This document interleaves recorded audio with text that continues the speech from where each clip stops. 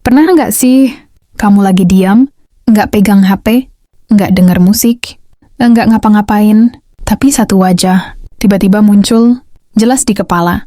Bukan sekali, bukan dua kali, tapi berulang sampai kamu sendiri mulai bertanya, kenapa sih dia terus? Padahal kamu nggak niat mengingat, nggak berusaha memanggil, nggak juga sengaja berharap, tapi pikirannya datang sendiri.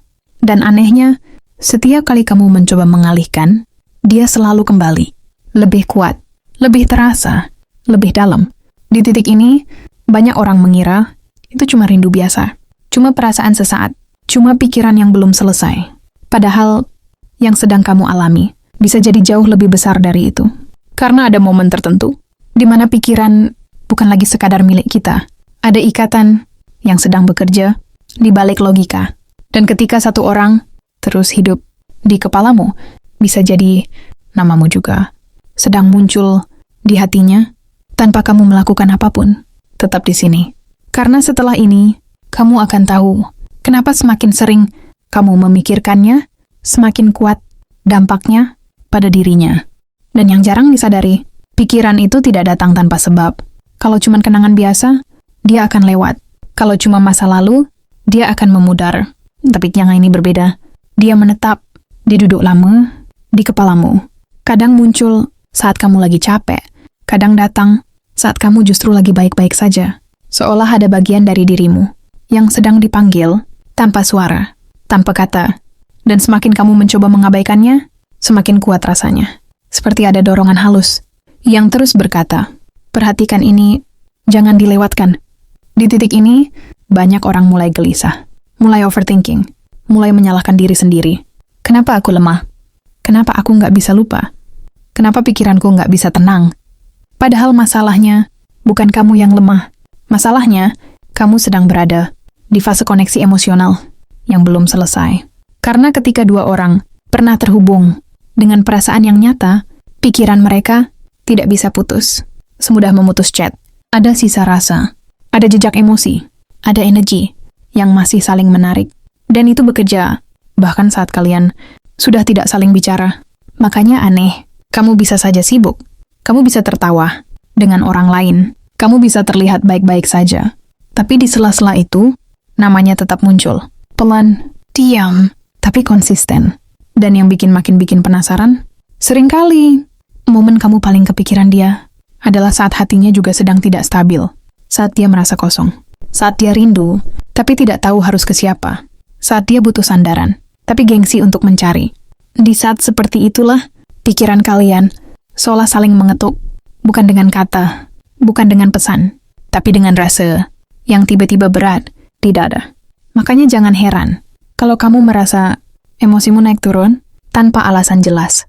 Karena seringkali yang kamu rasakan bukan cuma milikmu sendiri. Ada emosi lain yang ikut terseret, ikut menempel, ikut terasa. Dan sebelum kita masuk ke hal-hal besar yang benar-benar terjadi pada orang itu, kamu perlu pahami satu hal dulu. Semakin sering kamu memikirkan seseorang dengan perasaan yang kuat, semakin dalam ikatan batin itu bekerja. Dan dampaknya tidak pernah sepihak. Yang berubah bukan cuma kamu. Dia pun sedang perlahan merasakan sesuatu yang belum tentu dia mengerti. Dan di fase inilah segalanya mulai bergerak. Pelan tapi pasti. Bukan ledakan emosi. Bukan kejadian dramatis. Tapi perubahan kecil yang nyaris tidak terlihat namun dampaknya panjang. Karena ketika satu orang terus hidup di pikiranmu, secara tak sadar kamu sedang mengirimkan sinyal emosional yang konsisten. Bukan lewat kata, bukan lewat tindakan, tapi lewat fokus, lewat perasaan, lewat energi batin yang terus mengarah pada satu titik yang sama. Dan disinilah hal pertama mulai terjadi. Pada dirinya, tanpa dia sadari, perasaannya menjadi lebih sensitif.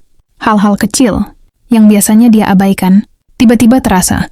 Nada suara orang lain jadi terasa hambar. Candaan jadi tidak sehangat dulu. Kesendirian jadi lebih sering terasa kosong. Bukan karena hidupnya berubah, tapi karena ada bagian dari hatinya yang mulai kehilangan satu rasa tertentu. Rasa yang dulu pernah dia rasakan bersamamu. Dan saat rasa itu tidak lagi hadir, hatinya mulai mencari. Bukan mencari secara sadar, tapi lewat perasaan gelisah yang datang tanpa sebab, lewat keinginan aneh untuk membuka chat lama, lewat dorongan kecil untuk sekadar memastikan kamu masih ada. Di titik ini, dia belum menyebut namamu di kepalanya, tapi hatinya sudah mulai memanggil, dan semakin kamu memikirkannya dengan tenang, tanpa memaksa, tanpa mengejar, semakin kuat rasa kehilangan itu bekerja di dalam dirinya, karena ketenangan punya daya tarik yang jauh lebih dalam daripada kejaran. Lalu perlahan datang fase yang lebih halus. Dia mulai membandingkan setiap orang baru yang hadir tanpa sengaja, diukur dengan rasa yang pernah dia rasakan bersamamu, bukan wajahmu, bukan caramu bicara, tapi perasaan aman, perasaan dimengerti, perasaan diterima, tanpa harus menjadi orang lain. Dan setiap kali perbandingan itu gagal, hatinya kembali bertanya, kenapa rasanya nggak pernah sama lagi? Pertanyaan itu tidak muncul sekali, tapi berulang, dan setiap pengulangan menanamkan satu hal penting di benaknya, bahwa kamu bukan sekadar masa lalu, kamu adalah standar.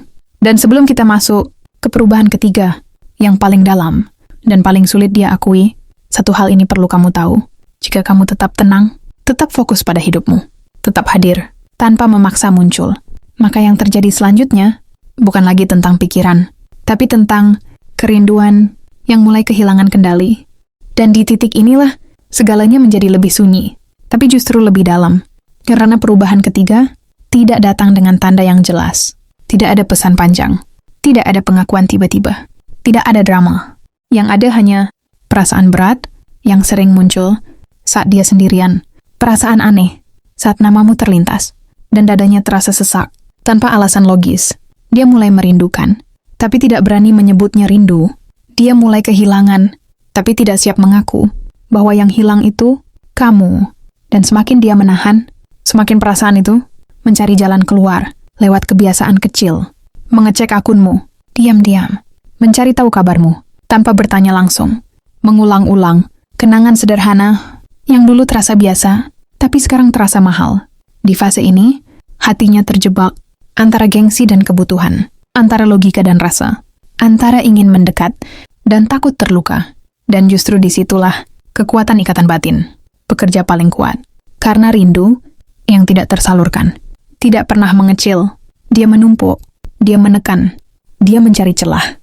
Dan tanpa sadar, dia mulai berharap kamu yang lebih dulu muncul. Bukan untuk menyelesaikan semuanya, bukan untuk mengulang masa lalu, tapi sekadar untuk menenangkan kekacauan kecil di dalam hatinya. Dan jika kamu tetap tidak terburu-buru, tetap tidak memaksa, tetap tidak mengejar, maka satu hal akan terjadi. Kerinduan itu akan berubah menjadi ketakutan. Takut benar-benar kehilangan. Takut kamu bahagia tanpa dirinya. Takut suatu hari namamu tidak lagi punya ruang di hidupnya.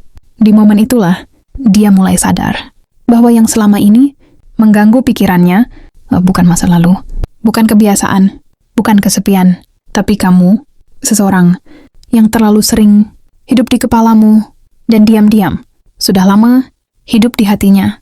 Dan disitulah ceritanya berubah, bukan karena kamu melakukan apa-apa, tapi karena kamu memilih untuk tetap tenang saat ikatan itu bekerja dengan sendirinya. Dan setelah fase itu, tidak ada lagi yang benar-benar sama. Karena begitu seseorang menyadari kehadiranmu, bukan sekadar kenangan, melainkan kekosongan yang terasa, hatinya tidak bisa kembali ke versi semula. Dia boleh sibuk, dia boleh tertawa, dia boleh terlihat kuat di depan orang lain. Tapi ada satu momen yang selalu datang, tanpa bisa dia atur, saat malam terlalu sunyi, saat pikirannya lelah berpura-pura, saat dunia berhenti sebentar. Di sanalah namamu muncul paling jelas. Bukan sebagai masa lalu, bukan sebagai cerita lama, tapi sebagai seandainya. Seandainya dulu aku lebih jujur, seandainya dulu aku tidak menjauh, seandainya dulu aku tidak meremehkan kehadirannya. Dan penyesalan tidak datang dengan tangisan. Ia datang dengan kesadaran pelan bahwa ada orang yang pernah tulus tanpa banyak syarat. Ada orang yang hadir tanpa memaksa. Ada orang yang pergi tanpa menyakiti. Dan justru itulah yang paling sulit dilupakan. Karena hati manusia bukan melekat pada yang mengejar, melainkan pada yang memberi rasa aman, lalu pergi tanpa merusak apapun. Di fase ini, dia tidak lagi bertanya, "Kenapa kamu muncul?" di pikirannya. Dia sudah tahu jawabannya, karena kamu bukan datang untuk dimiliki, tapi untuk meninggalkan jejak yang tidak bisa dihapus. Dan jika suatu hari, dia akhirnya menghubungimu, atau hanya diam, menunggu kamu menyapa, itu bukan karena kebetulan. Itu hasil dari proses panjang yang terjadi saat kamu sering memikirkannya dengan rasa yang tulus tanpa memaksa takdir. Karena ikatan yang paling kuat tidak dibangun dari kejaran, tapi dari ketenangan yang membuat seseorang sadar kehilanganmu ternyata lebih menyakitkan daripada rindu itu sendiri. Dan di tahap inilah waktu mulai memainkan perannya. Bukan untuk menjauhkan, bukan untuk menyatukan secara instan, tapi untuk menguji rasa yang sudah terlanjur tumbuh. Tanpa izin, hari-hari berlalu, dan dia mulai sadar satu hal. Semakin dia mencoba mengisi hidupnya dengan hal lain, semakin terasa ada ruang yang tidak bisa digantikan. Bukan karena kamu sempurna, bukan karena kamu paling hebat, tapi karena kamu pernah hadir di saat hatinya tidak siap kehilangan siapapun. Dan kehadiran seperti itu meninggalkan bekas yang tidak bisa disamakan dengan siapapun. Di titik ini, dia mulai lebih sering diam, bukan karena tidak peduli, tapi karena pikirannya terlalu ramai oleh satu nama. Dia mulai mengingat hal-hal kecil yang dulu tidak dianggap penting. Caramu mendengarkan, caramu memahami tanpa menghakimi, caramu ada tanpa membuatnya merasa terikat. Dan semakin dia mengingat, semakin jelas satu kesimpulan yang pelan-pelan muncul di hatinya, bahwa tidak semua orang yang pergi itu karena tidak cinta. Ada yang pergi karena terlalu berharap, lalu lelah menunggu. Kesadaran itu tidak langsung membuatnya berani bertindak. Justru sebaliknya, dia menjadi lebih berhati-hati, lebih banyak berpikir, lebih banyak bertanya pada dirinya sendiri.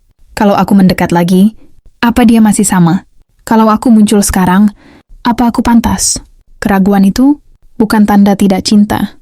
Itu tanda perasaannya sudah terlalu dalam untuk dipermainkan.